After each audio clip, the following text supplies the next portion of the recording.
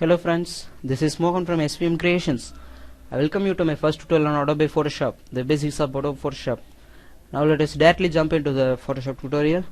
This is the interface of Photoshop.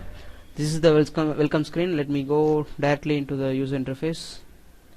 These are most of the panels. Mostly we use this panel and the layer panel. Now let me give you an example. First I am editing a photo. I have imported the photo. There are two modes of importing the photo. Let me close this first. First method, you can click on the OK area and browse through your photo and select the photo to open the photo. And the second method is go directly into the file location, drag and drop. And another method, you can go to file, open, and then browse to the location and open the photo. Let me cover all the tools first. This is the move tool. You will get an idea while using this in Photoshop. Now first let me unlock this layer. This is the layer panel. Layer panel works on stacking of images one by one. The layer or image which is in the top layer is shown in the foreground. You can notice that there is a lock symbol here. The lock symbol indicates that the photo is locked, which means we can't edit that photo. So let us remove the lock symbol by double clicking on the layer. Okay, you can notice that it is now unlocked. First let's remove this background. This panel is these three tools are used for selection. This is rectangular selection tool. When you right click on your mouse, you can see multiple of selection tools. First is rectangular selection tool. When you use this, you can select the area. When you remove your mouse button, it will automatically be selected. The next is ellipse tool. This forms ellipse. I am now clicking Control D to deselect. On clicking Shift and drawing a ellipse, will draw us a perfect circle. That means it will give us a perfect selection, circle selection. The same is for the rectangular tool. If you use Shift and use the rectangular tool, it will give us a perfect square. The next tool is lasso tool. Lasso tool gives you freely move into the photo. You can see that I can freely move and select the areas inside the photo. Let me deselect it. The others are polygonal lasso tool and the magnetic lasso tool. If you are free, you can play through it and you can get an idea about it. The next is quick selection tool. Let me tell you about the magic wand tool. Magic wand tool helps us to select a particular area which is in the same color. You can notice that all these area are in the same white color, some gray color background. If you use this magic wand tool, you can easily select those area. Here is a parameter called tolerance. If you reduce the tolerance value, the area of selection changes. Let me increase this. You can notice that the same color is automatically selected. Let me deselect this. Next is quick selection tool. Quick selection tool helps you to easily select the areas. Now I am using the quick selection tool and just clicking on the image. You can notice that the girl's face and hair are automatically selected. Now I am using the left bracket key, which will decrease the brush size, and the right bracket key, which will increase the brush size. You can play through it and you can easily select the areas. And the next step is removing this background easily. For that you need to right click and go to refine edge. In this there are multiple number of view modes. It will be easy if you are editing in a white background. You may switch to the black mode. Now you can refine edge. Go to the black mode and click on smart radius and use the bracket keys and just play through it. You can notice that the white area is automatically disappearing.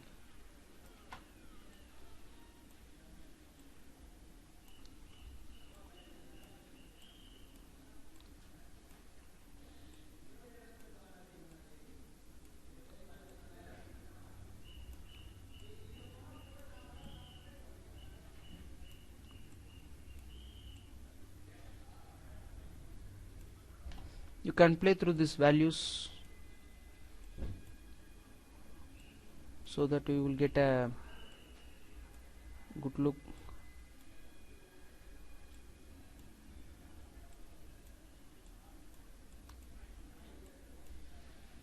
Yeah, this is good for me. There are some more layers here.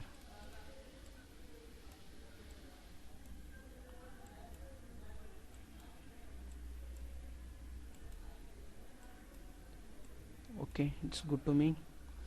Now you need to select the output mode. I am using the output mode to new layer with layer mask. Using a layer with mask helps you to do non-destructive type of editing. Let me use this new layer with new mask tool. Now you notice that we are now working in a single layer. If I click OK, you can notice that automatically a second layer is generated with a mate. Here in the photo you can notice that the areas with mate is only viewable. The areas which are white in mate is only clearly viewable inside the image. Now on the next step, let me import my background. There are two methods of importing your background. First, dragging and dropping directly into the image as a smart object and repositioning it which fits my image, and click OK. Now you can notice that the girl's image is not clearly viewable because the girl's image is underneath the top layer, which is the green background flower 2. When I move the layer down, you can notice that the girl's face is clearly viewable. Now here comes the selection tool, move tool.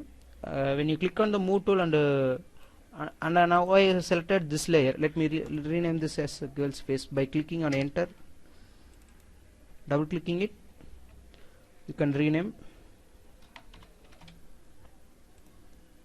and this is background.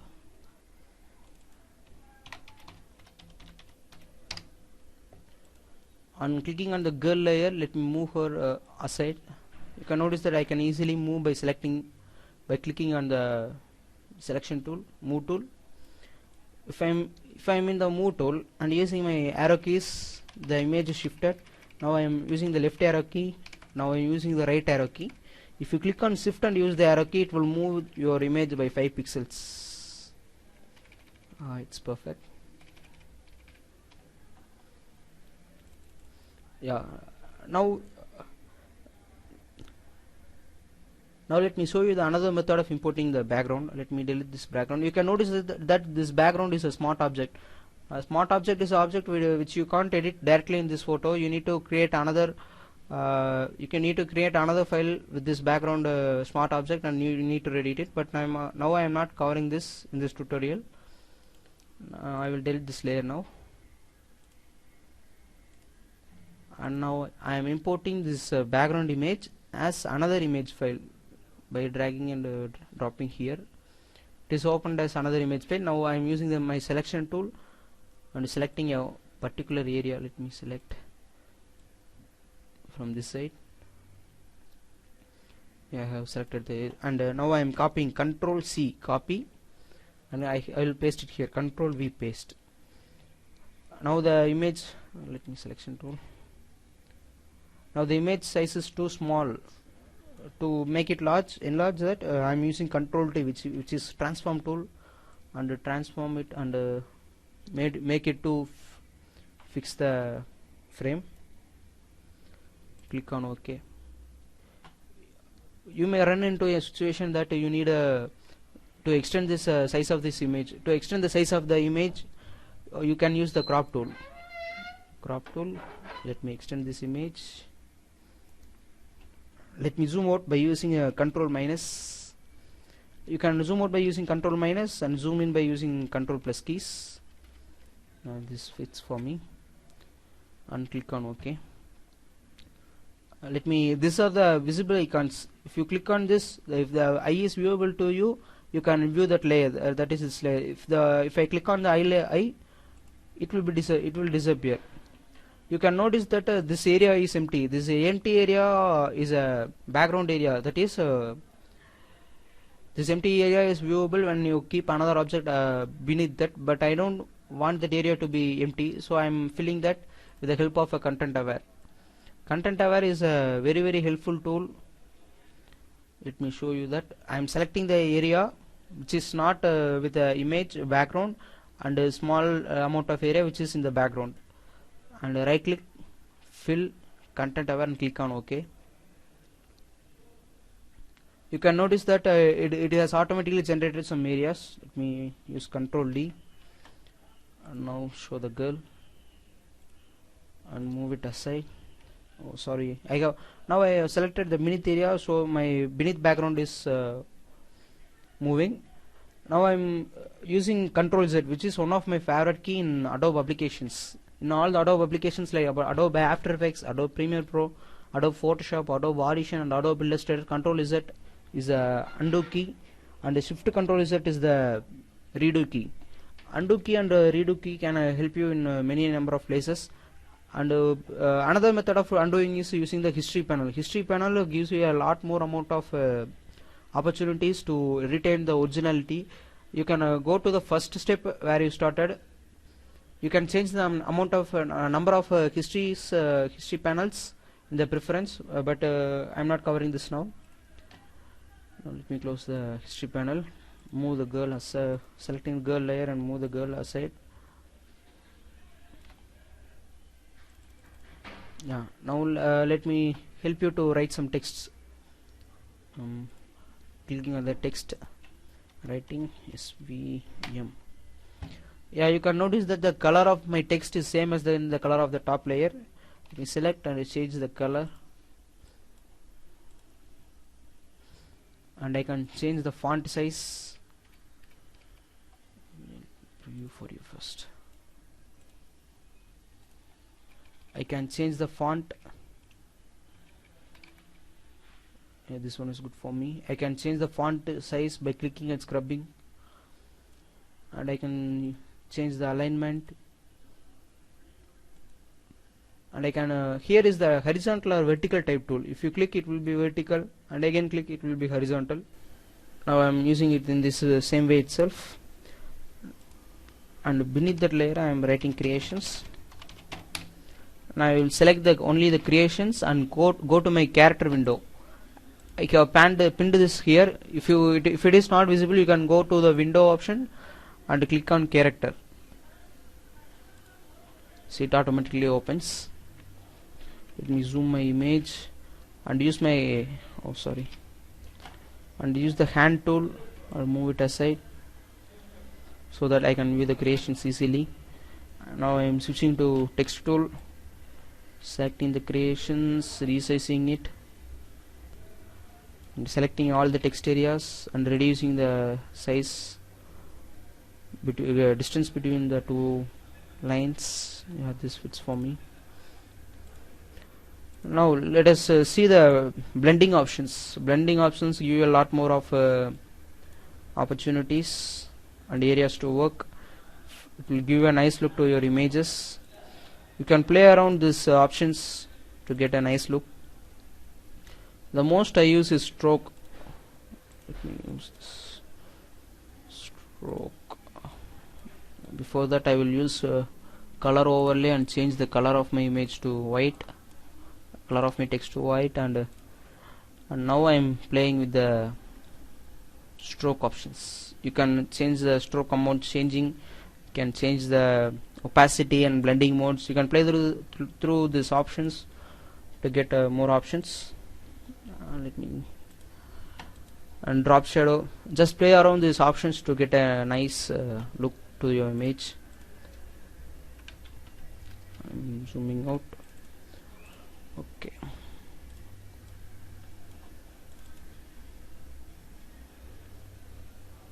Now I'm writing another text.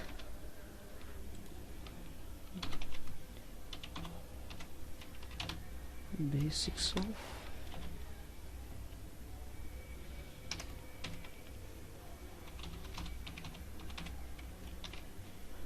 go to my character panel, resize it, go to paragraph and center alignment. It's already center aligned, and change the distance between each text and change the text color. Use the same white now.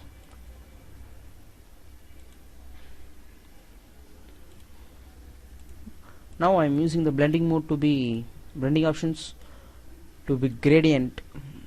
Most of us don't know about gradient, but gradient is a nice option to work.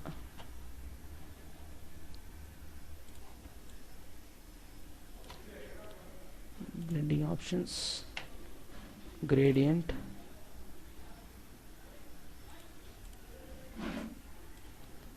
change the gradient mode to this. You can note the gradient types. There are more number of presets here. You can change the preset here also by clicking directly on the gradient, and you can select your own color.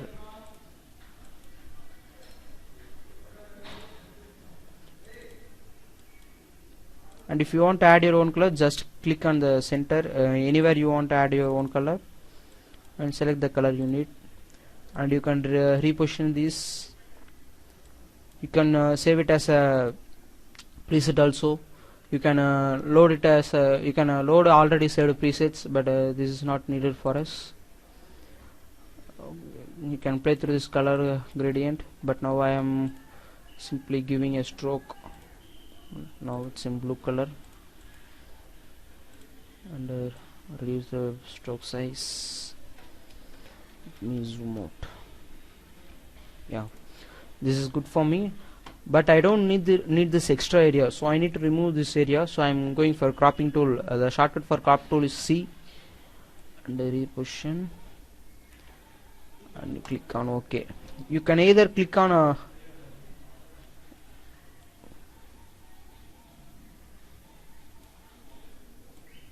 click on the tick button, or simply click enter on your keyboard. It will automatically resize it.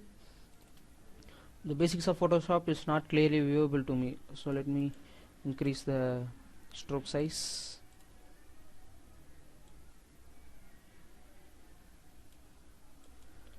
Okay, it looks nice. Let me save this image. I can save it as a Photoshop file, so that I can edit it whenever I need it, and I can save it as JPEG file. Model 2 already exists because there is already an image there, so I'm renaming it.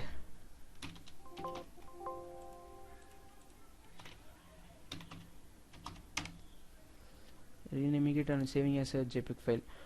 You need to understand first the difference between the JPEG file and PNG file. Let me give you a demo for a PNG file.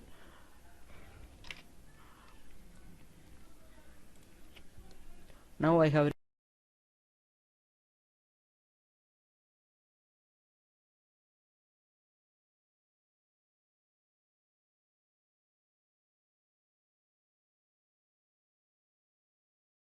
deleted this background, and I am saving this file as PNG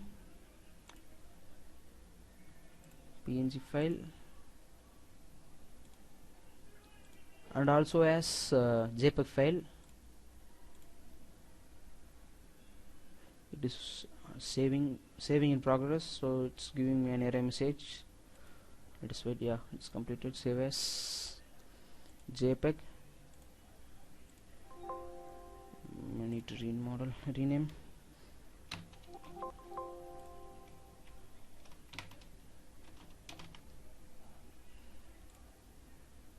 Save.